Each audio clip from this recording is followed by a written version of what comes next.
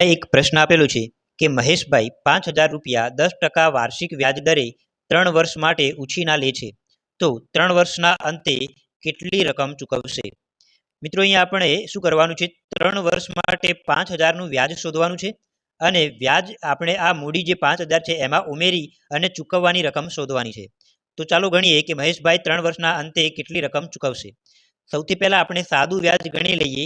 તો I બરાબર PRN ભાગ્યા 100 આ સૂત્ર આપણે સાદું વ્યાજ ગણવા માટે વાપરીએ છીએ. આની અંદર કિંમતો મૂકીએ મિત્રો. તો P તરીકે આપણે અહીંયા મૂડી લઈશું 5,000 રૂપિયા. તો અહીંયા હું લખું 5,000 ગુણ્યા R એટલે વ્યાજનો દર જે વાર્ષિક આપેલો છે 10%. અહીંયા લખીએ 10 ગુણ્યા N એટલે મુદ્દત સમયગાળો. અહીંયા 3 વર્ષની મુદ્દત છે તો અહીંયા આપણે લખીએ 3 ભાગ્યા 100. સાદું રૂપ આપીએ તો અહીંયા જુઓ 2 0 અહીંયાથી ઉડાડી દઈએ. અહીંયા વધે છે 500 ગુણ્યા 3. 500 ને 3 વડે ગુણીએ તો મિત્રો જવાબ કેટલો મળે? 1,500 રૂપિયા મળે. તો આ 1,500 રૂપિયા જે છે આઈની કિંમત મળે છે. અહીંયા આઈ શું દર્શાવે છે? તો વ્યાજ દર્શાવે છે.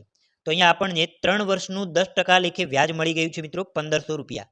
હવે ચૂકવવી પડતી રકમ આપણે શોધવી છે. તો આપણે શું કરીએ? ચૂકવવી પડતી રકમ, આ રકમ શોધવી હોય તો એને વ્યાજ મુદ્દલ કહેવાય. વ્યાજ મુદ્દલ એટલે વ્યાજ વત્તા મુદ્દલ. તો મુદ્દલ અહીંયા કેટલી છે મિત્રો? 5,000 રૂપિયા વત્તા વ્યાજ આપણે કેટલું લાવ્યા છીએ? 1,500 રૂપિયા. 5,000 અને 1,500 નો સરવાળો કરીએ તો મિત્રો 6,500 રૂપિયા અહીંયા ચૂકવવાના થાય છે.